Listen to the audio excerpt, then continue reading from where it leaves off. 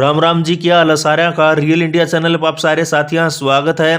तो वही सरकारी नौकरी भर्तियों से जुड़ी अपडेट लेकर के आज फिर हाजिर हुआ हूं। तो अपडेट क्या कुछ रहने वाली है, अपडेट जानने के लिए वीडियो को शुरू से अंत तक जरूर देखें और वीडियो को ज्यादा से ज्यादा साथियों तक शेयर जरूर कीजिएगा ताकि सभी साथियों को अपडेट मिल सके। तो चलिए साथियों शुरू कर लेते बिना टाइम वेस्ट के वीडियो।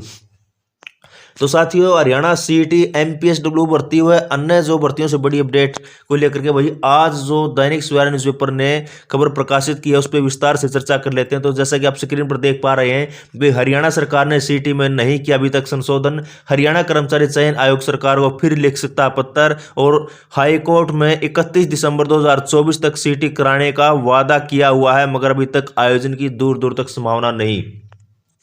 सीईटी क्वालिफाई किया जाए या 10 गुना या इससे ज़्यादा को शॉर्टलिस्ट किया जाए, इस पर फैसला होना है। तो भाई हरियाणा सरकार ग्रुप सी और ग्रुप डी पदों की भर्ती के लिए होने वाले सीईटी में अभी तक संशोधन नहीं कर पाई है और हरियाणा कर्मचारी चयन आयोग प्रदेश सरकार को भी फिर पत्र लिख सकता है कि हाई कोर्ट में 31 दिसंबर 2024 तक सीईटी कराने का वायदा किया हुआ है और आयोग ने पहले भी इस संबंध में पत्र लिखा था। तो प्रदेश सरकार ने आयोग को 31 दिसंबर तक सीईटी कराने के लिए लिख दिया था, मगर सरकार ने सीईटी में ही संशोधन नहीं किया है। और हालांकि मुख्यमंत्री नायब सिंह सैनी पहले ही जो इस संबंध में एक मीटिंग कर चुके हैं, मगर सीईटी में क्या संशोधन करना है ये फाइनल नहीं हुआ है।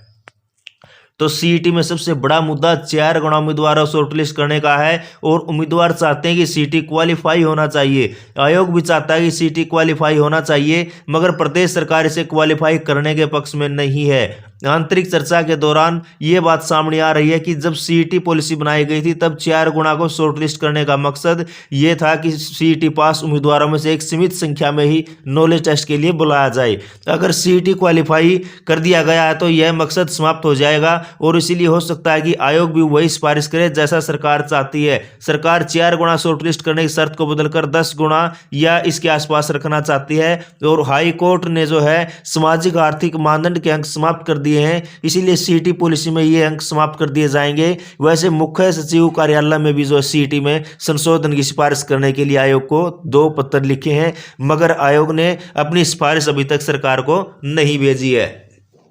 एक प्रकार से भर्ती प्रक्रिया ठप सी होकर रह गई है।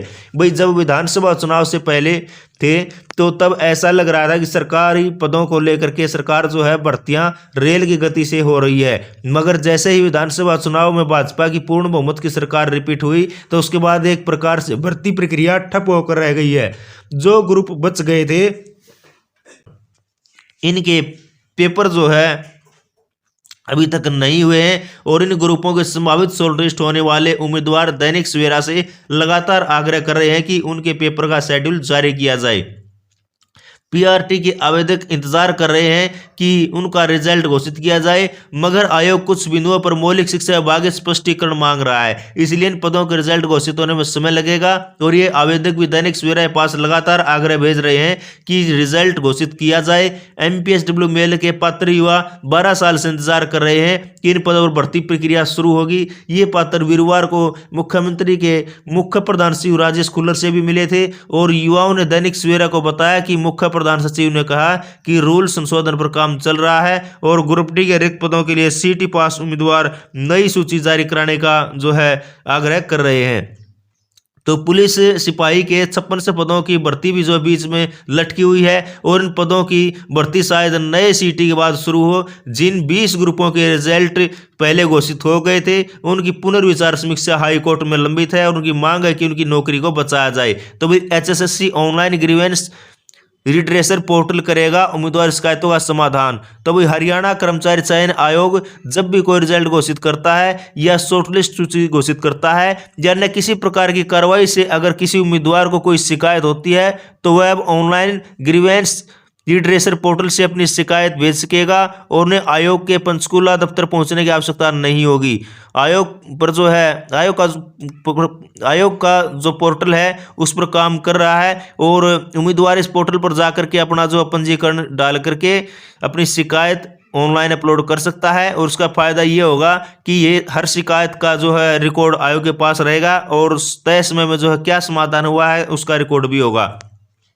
तो उम्मीदवार पंचकूला दफ्तर पहुंचते हैं तो भीड़ लग जाती है और इस पोर्टल से जो है यह भी पता लग जाएगा कि किस प्रकार की समस्या ज्यादा और उसी के अनुसार जो उसका हल किया जा सकेगा। तो लाखों युवा कर रहे हैं नए सीईटी होने का इंतजार। तो भाई लाखों युवा नए सीईटी होने का इंतजार कर रहे हैं। अभी तक ग्रुप सी और ग्रुप डी का एक एक बार जो है सीईटी हुआ है और सीईटी पॉलिसी के कारण कई कई पदों पर एक उम्मीदवार शॉर्टलिस्ट हुआ है, जिससे दूसरे पात्र उम्मीदवार भी जो पेपर देने से वंचित रह गए थे। अब ऐसे वंचित उम्मीदवार और सीईटी देने योग्य हुए जो है लाखों उम्मीदवार हरियाणा सरकार की तरफ देख रहे हैं कि सीईटी कब होगा। तो ये जो है बड़ी अपडेट थी हरियाणा में सीईटी को लेकर के, भर्तियों को लेकर के और भर्तियों जो रिजल्ट को लेकर के। तो भाई वीडियो अगर आपको अच्छी लगे वीडियो को भाई शेयर कर दें, लाइक करें और कमेंट करें। तो फिर मिलेंगे एक नई लेटेस्ट अपडेट के साथ। इसी के साथ जय हिंद, जय भारत।